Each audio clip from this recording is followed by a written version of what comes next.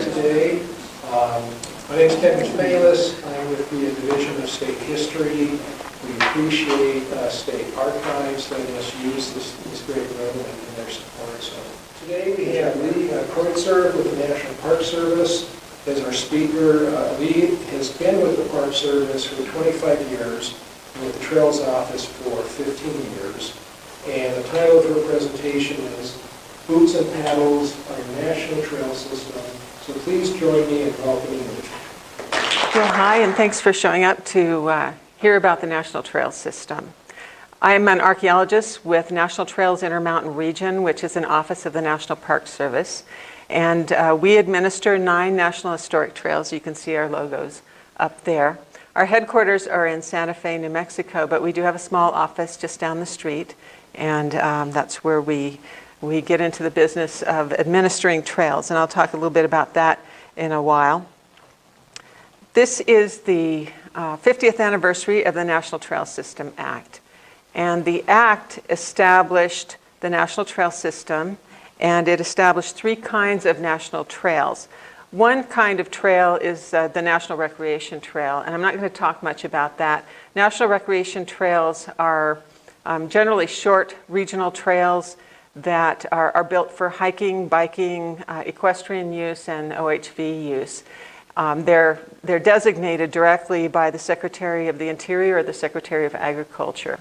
And that's all I'm going to say about National Recreation Trails, because I want to focus on the other 2 kinds of trails, National Scenic Trails and National Historic Trails. When the National Trail System Act was first passed, it only established one general kind of trail besides the recreation trail. There were not historic trails, but that changed, things evolved. And I'm going to tell you today about how the trail system was developed and how trails are added to the system today. So the roots of the National Trail System actually go back to the late 1800s. In New England, in the Northwest, people developed a passion for just being out in the woods and tramping around. They called it the tramping movement.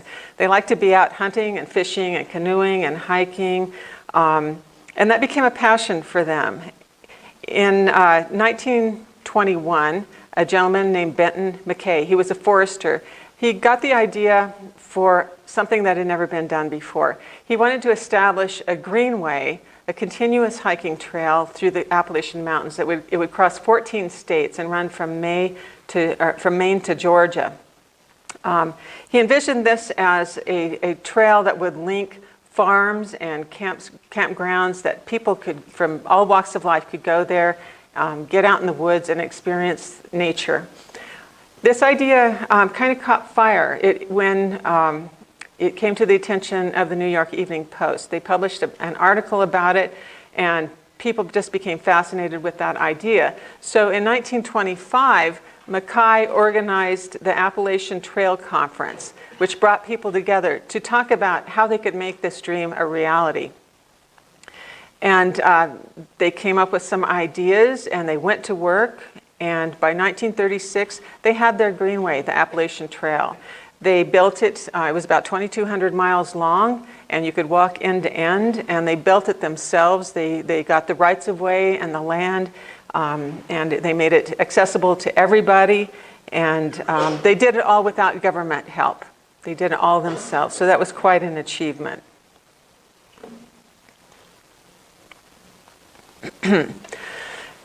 Out in the West, there was a growing interest in historic routes. And this was headed, in my view, chiefly by a man named Ezra Meeker. Ezra had been an Oregon pioneer in 1850. He crossed the plains with his wife, he got to the Willamette Valley, and then he moved north to the Puget Sound area where they eventually settled. And then, so he made his living out there and had various adventures in the Klondike and so forth. But he came back there, and in his late 70s, at the turn of the 20th century, he started thinking about how he got there and all that had been achieved, and the significance that the trail had meant, the Oregon Trail had for history of the United States and all that had been accomplished. And it troubled him to see that people were forgetting about the trail, and the trail itself was disappearing. The old trail ruts were fading away, or they were being built over. Towns were being built over the ruts. They were being plowed up. People were just forgetting. And he didn't want them to forget. So he got this idea that the Oregon Trail should be some kind of national highway, and that Congress should come up with the money to mark that route, and so that it would never be forgotten. It would always be marked. So he came up with this other idea. It was kind of a publicity stunt. He bought a covered wagon and a couple of oxen, and he hired a man, and you see a picture of him there, and he retraced the trail.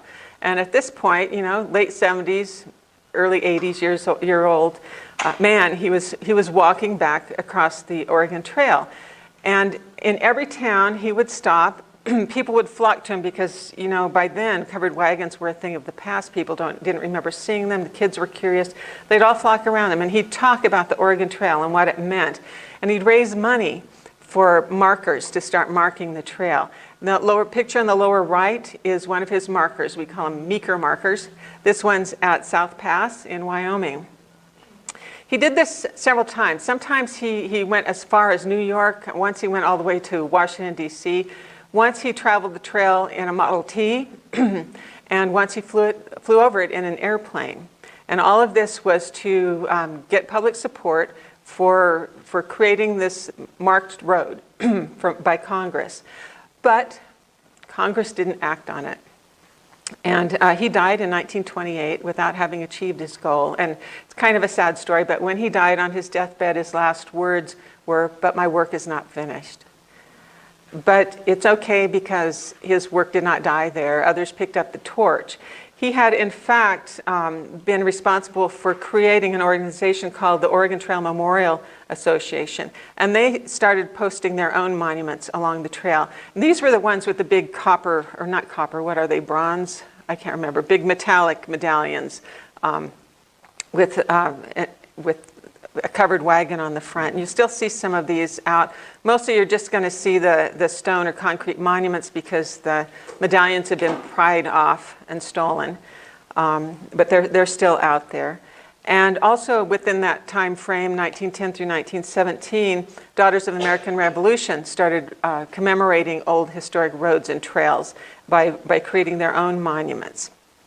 I also want to mention that in the 1930s, people on the West Coast, I guess they were kind of looking at the Appalachian Trail and what had been accomplished there, and so they started scoping out a trail that would become the Pacific Crest Trail. They were not able to build it, but they did have a plan for it.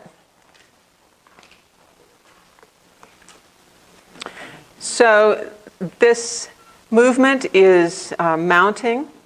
And people are interested, but there's a couple of wars that kind of intervene, and there's really been no government involvement to date, no federal government involvement anyway. In the 1960s, and actually 1965, President Johnson called for a balanced system of recreational trails for walking, biking, and riding. And by balanced system, he meant that he wanted these trails, he wanted something like the Appalachian Trail to be available to people across the country in metropolitan areas as well in rural areas. So he wanted to recreate that great Appalachian Trail in all parts of America. The Secretary of Interior ordered the old Bureau of Recreation to do a report, which they worked on for a couple of years, and they published this report called Trails for America. And that called for federal support for establishing a trail system. And that resulted in a couple of years later in the National Trail System Act, which established the National Trail System. And at the same time, it designated the Appalachian and the Pacific Crest Trail as our first national scenic trails. It also had a list of 14 other trails for future study. Now, national scenic trails, and this was really the only category there was at that point, they were tread trails. They were for hiking. They were like the Appalachian Trail. They were supposed to be long distance, 100 miles or more, and they were supposed to be land-based. They were established for conservation and enjoyment of nationally significant historic, natural, and cultural qualities.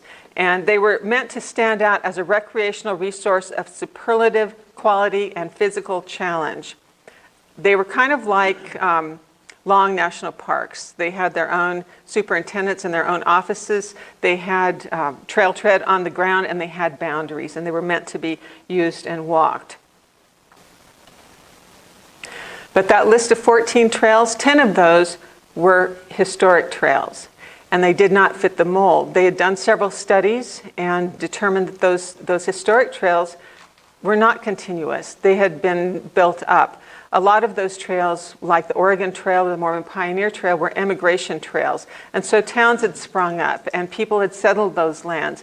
The trails, ruts had been plowed under, they'd been built over, they'd been paved over. And so there wasn't a possibility of people hiking those end to end anymore like you could hike the Appalachian Trail.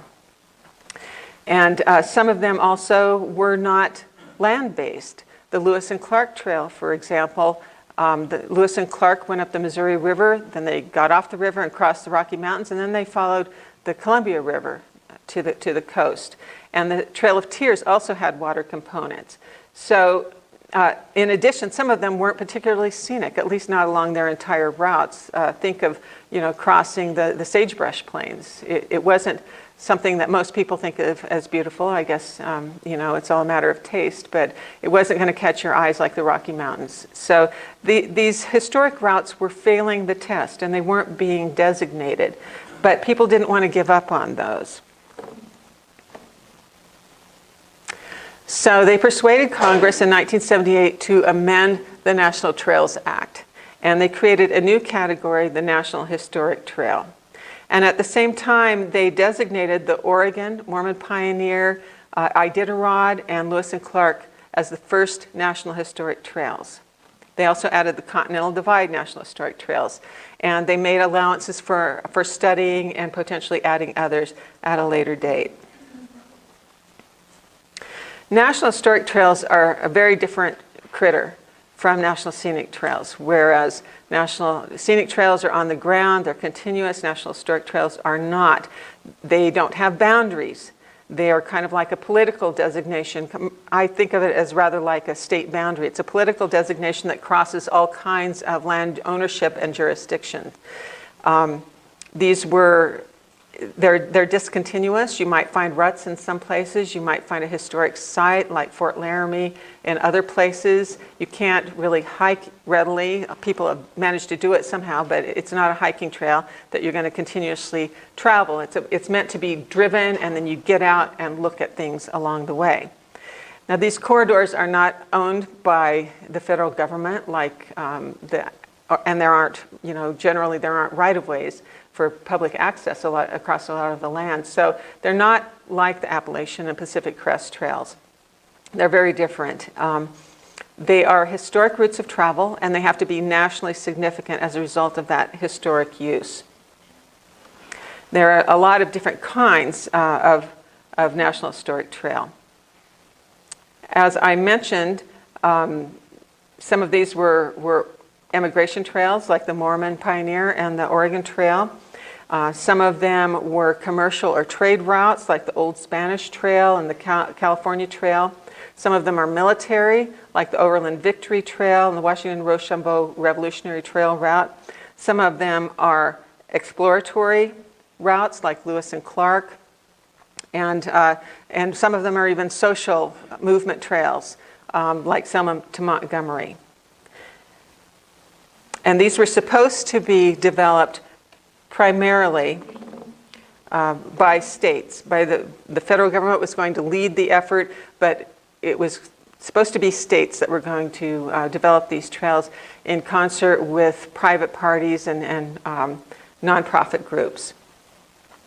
So as I mentioned, these routes, these National Historic Trails, they cross many jurisdictions, and they're not controlled from end to end by any federal entity. Altogether, at this point, there's over 42,000 miles of National Scenic and National Historic Trails. And here's what the system looks like right now. I brought copies of this map. They're over on the table if any of you would like to have a copy. You can see that there's a lot of trails in the west now, a lot of historic as well as scenic trails. And here's what the trails are in the state of Utah. You can see coming in and from the northeast, that multicolored route, that represents the 1846 Donner Party route when they came in through following the Hastings Cutoff. And then 1847, the Mormon pioneers followed that very same route into the Salt Lake Valley. 1860-61, the Pony Express came that way too. And you can see the Pony Express in blue as it crosses Utah, and other California trail routes continuing west in red. And then to the south, there's the Old Spanish Trail, which was a trade route. So we have 4 National Historic Trails that you can go out and explore right here in your backyard. Anybody ever been out on any of these? Visited them? Just a handful. Well, the rest of you are in for a treat. I hope you get out and see those. So at present, there are 19 National Historic Trails and 11 National Scenic Trails. We continue to add National Historic Trails and Scenic Trails to the National Trail System. How does that happen? There's a lot of confusion, it seems to me, about federal land grabs, and here comes the Park Service, they're claiming this trail and they're going to take our land. But that's not how it works. It takes an act of Congress, literally, to designate these. And we play a role in it, but federal agencies do not propose the idea, and they do not lobby for these trails to be designated. So the first step in getting a National Historic Route or getting a historic route designated is private citizens and nonprofit organizations have to go to Congress and try to find a sponsor to amend the National Trail System Act. And this can take years. Often they go in February, the Hike the Hill event, and they visit their congressional representatives and they try to get their support. And most of the time, it's not terribly hard. It can take a while, but it does happen. Orrin Hatch has been a great proponent of National Historic Trails for Utah. Congress seems to regard these as kind of a goodwill thing that don't cost a lot of money like parks do, and people like them, and there's no intensive ongoing federal commitment, although there is to an extent, but it's not like a national park. So they have to find their sponsors. And then once they have that, Congress will amend the National Trail System Act to authorize a feasibility study and for the route. Usually, well, they will designate a department to lead that feasibility study, and usually that ends up being the Department of the Interior, but not always. Sometimes it's Department of Agriculture. And then the secretary designates the agency that will lead this study. And that usually ends up being the National Park Service, but again, not always. And then the National Park Service designates the office that will actually conduct the study. And sometimes that is our office, National Trails Intermountain Region. We've recently done several of them, and I'll tell you about in a little bit. So then the third step, of course, is developing the study. And Congress usually allows 2 years to do these studies, but if it's a long or complex or controversial route, it can take a lot longer than that, and especially if the agency requires that the feasibility study be embedded in an environmental assessment or environmental impact statement, it can take a long time, much over 2 years. And it involves working with trails proponents and different agencies, tribes, counties, and others. So some key study requirements from the National Trail System Act, specifically for national trails, are these. First, you have to map the historic route. And this takes a lot of work. They're not giving us money to go out and survey the trail. So we're not ground truthing anything in most cases. Instead, we're relying on historical experts, researchers, groups like the Oregon-California Trails Association. We're relying on other federal agencies to tell us where this trail ran. And that's how we get the maps, because these routes are supposed to follow the original historic route of travel as close as is practical. We also have to identify scenic or historic areas that are adjacent to the trail that are suitable for development and public access. And we have to determine that the route meets National Historic Landmark Significance criteria, which are similar to the Secretary's National Register criteria. But this has to be of ongoing national importance. It can't be of regional importance. It's supposed to be, something that really changed the course of American history. And then we have to evaluate the potential for public recreational use and historical interest. These aren't hiking trails, but they're still recreation-based. They want people to be able to see them, and if the trail is all locked up in private land or if it's been destroyed, then there's really no point in designating this trail for people to go visit. And these studies have to include a description of land ownership and current or potential land uses along the route. And this can get pretty complicated. If you're doing a NEPA process, an environmental assessment, or an environmental impact statement, you have to look at how land is being used, whether it's private agricultural land or federal land like BLM land, Forest Service lands that are subject to extractive uses like oil and gas development or transmission line construction and things like that. So these trails, they do impact those kinds of uses. They do have an effect on them because trails and power lines and so forth, they're not good partners. They don't want to work together. And so you have to look at what's going on in those areas right now. Once that study is completed, it's transmitted to Congress for consideration, and then Congress can do whatever they want with it. Even if the study concluded that the route is not eligible, then Congress could say, well, we think it is, and add it anyway. Or if we find that it is eligible, it does meet the criteria, they could decide not to designate it. So it's all in the hands of Congress at that point. So some of the current feasibility studies that have recently gone to Congress or are about to go to Congress are these: the Butterfield Overland Stage Route, which our office has studied; the Chisholm and Great Western Cattle Drive routes, which our office studied.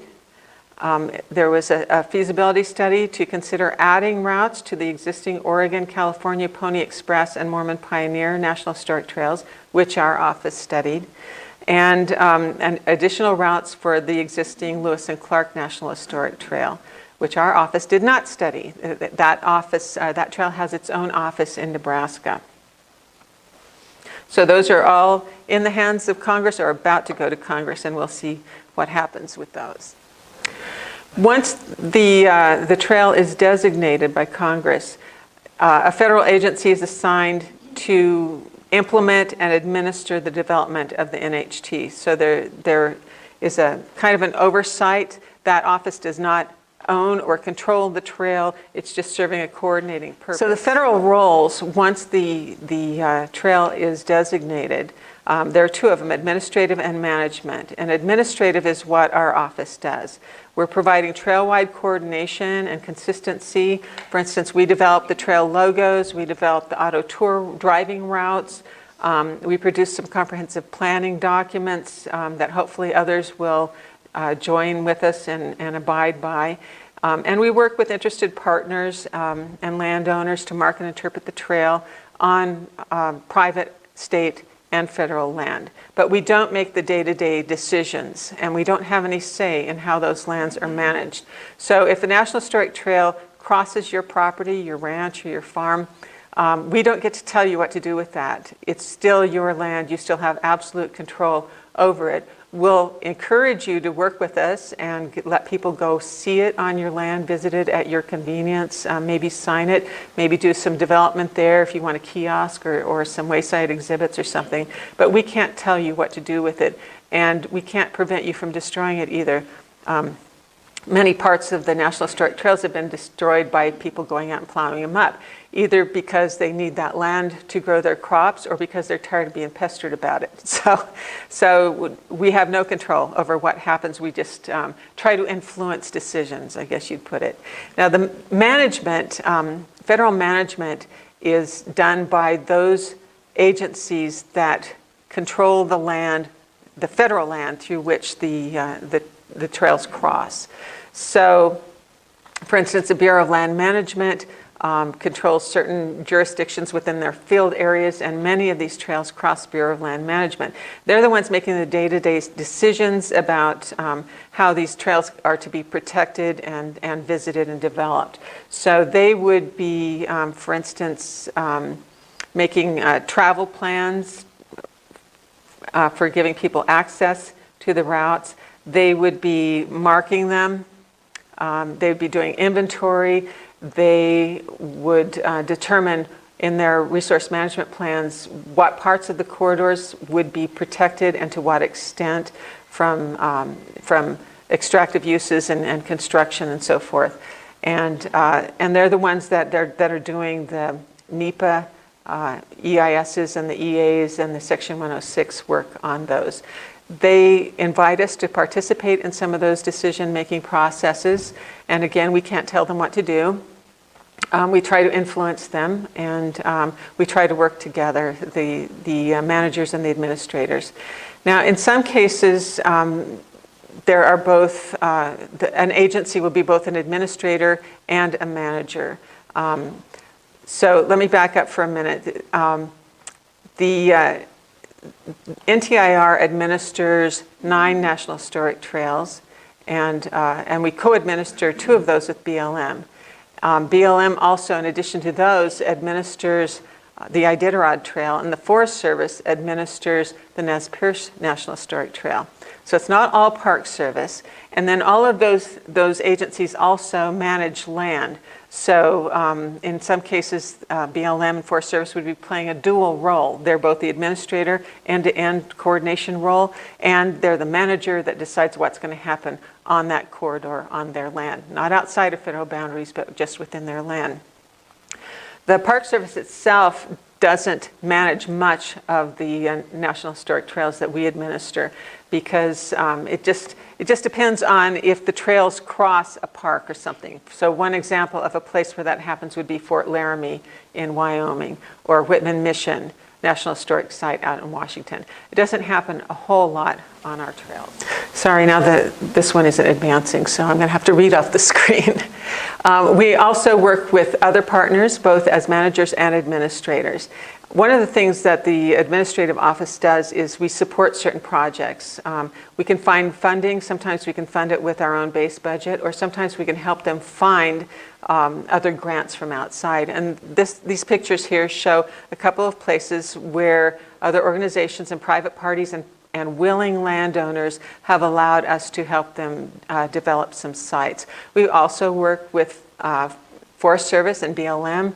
You know, with their permission, we'll help support marking the trails or certain developments, interpretive developments especially, out on the trails that are managed by those other agencies. Another example of a project that just got funded is we helped the Pony Express, well, a Pony Express group. It's not the Pony Express Association, but a group back in Kansas that own an original Pony Express barn. We helped them find outside funding for some historic stabilization of that building. So that wraps up my presentation, and I would love to entertain any questions you might have about the process or about the National Historic Trails that we administer. Are you all dying to get out there and see some of this stuff? I hope I showed enough pretty pictures that now you're intrigued. You're going to go out and, yes? So it sounds like there's a variety of trail organizations that are out there. And Yeah. how do you, as an individual, get connected with them? Do you know how to Google? Well, I do, but in terms of, I guess there's no coordination overall. There is a group called, what are they called, Jill? Partnership for the National Trails. There you go. It's a great experience. Yeah, it's the kind of umbrella group. But yeah, every trail has its own supporters and its own groups, and they're not hard to find online. They have conferences every year, some of them more often than that. And you can go on these. They give they give tours out along the trail, and in fact, there's going to be one here in August, actually in Ogden. The Oregon-California Trails Association is having their conference here, and they've got some some tours. Some of them are bus tours, some of them you drive your own car. One of them is a bike tour up through Echo Canyon. So you can, attend, sign up for some of these, and go out. And there's going to be one out on the railroad grade too, the 1869 railroad grade. So they've got some exciting stuff coming up. They also have presentations and papers and activities. So that would be, if you're interested in trails and want to start locally, that's a good place to start. Also in Utah, we have the Old Spanish Trail Association, which is another very active association. For the Pony Express, there's the National Pony Express Association, which you might know from, maybe you've heard of their re-rides. Every year they ride the Pony Express Trail on horses from end to end as a relay. Some years it starts in St. Joe and comes west. Some years it starts in Sacramento and goes east. But there's usually kind of a big deal when they come through, and photo opportunities. And if you have a horse or access to a horse, you can sign up to ride, a mile or two of their route, or as much of it as you want to. I did that once. It's fun. Yeah. You go ahead. Yeah. Are you aware of any possible historic trails here in Utah, with new trails being created? There are some additional routes that might be added. That additional routes feasibility study that I talked about, one of them, for instance, would be the Simpson route. It is pretty close to the Pony Express route, but there are some differences, and it was used by military and by immigrants and by stagecoaches. So that would be one. Another one is the Bidwell-Bartleson route would be potentially added to the California National Historic Trail. Bidwell-Bartleson was the first group in 1841 to go overland in covered wagons, and that took some real guts because they didn't have any maps and they didn't know where they were going. They got as far as Soda Springs and then were on their own to find their way across the Great Basin, and it's quite the story. I hope you will look that up. But so their route, they stayed north of the Great Salt Lake, and they kind of meandered around in a loop, and they got stuck, and they finally just kind of worked their way over to the Humboldt River. So that might be one. There are others as well. I've heard talk before about the Jedediah Smith Trail. That one was studied early on and was determined not to be of national significance because it didn't have any ongoing influence, on the course of history. Although it's a very interesting trail, doesn't mean it's not important. It just didn't meet that particular standard. So those are the ones I can think of off the top of my head right now. Yeah. Do you know the year that Bartleson Trail wagon train passed by? 1841. Yeah, look that up. That's a wild story. It's amazing and nobody died. It's just an incredible story. That was the first wagon train. Yeah. Jill, did you have a question? I just wanted to add another really great resource, especially this year in honor of the 50th anniversary, is trails50.org. They have a pretty active Facebook, Instagram account, but they're also accepting stories from the public to add into, I believe, like a story map, but it might also just be stuff they're publishing online. So if you go out and take a hike on some of these trails and you want to see some pictures or tell how you connect with the trail system, it's a great little resource. And they're very active. They're always posting stories, events. There's a map that you can go on there and see where there's different trail events across the country. And it's another great resource in addition to the partnership. Also, I brought brochures for the 4 Utah National Historic Trails, and you're welcome to pick some of those up. Also, we've developed a series of state-by-state driving guides to the 4 trails that are administered by the few of us here in the Salt Lake office. They are for the Oregon, California, Pony Express and Mormon Pioneer Trail, starts in Iowa and goes all the way to Oregon. And they're state by state. You can get those from our office. You can either call us up, we're online, or email us, and we can get you copies of those. Those have driving directions. They tell the story of that part of the trail. And so you can drive around and visit. There are also some apps in development for driving the whole Oregon Trail. So there's lots going on, and not just us, but other organizations are developing apps. There's one in Wyoming that when you drive by the site, it will pop up somewhere on your phone or something and help you find your way to that site. There's some beautiful resources in Wyoming and Nevada, as well as in Utah. There's a great segment of hiking trail on that route where the Donner Party came through, followed by the Mormon Pioneers, just up through Immigration Canyon. There's some original trail that you can actually hike on state lands. So there's lots of opportunities.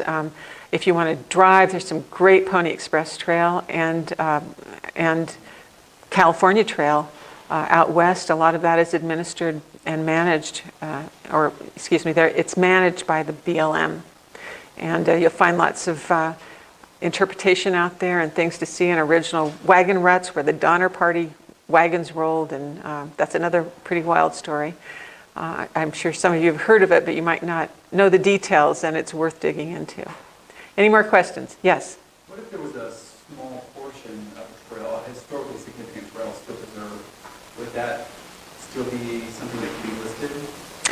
It was just a very small portion of it. So are you talking about National Register listing, or are you talking about designation as a National Historic Trail? The national. Probably not. They want the whole trail end to end, but if you have a small bit of ruts, a small stretch of ruts that's part of a National Historic Trail, we'd love to work with the landowner and see if we can do something to help protect it and interpret it, or whatever the landowner is willing to do.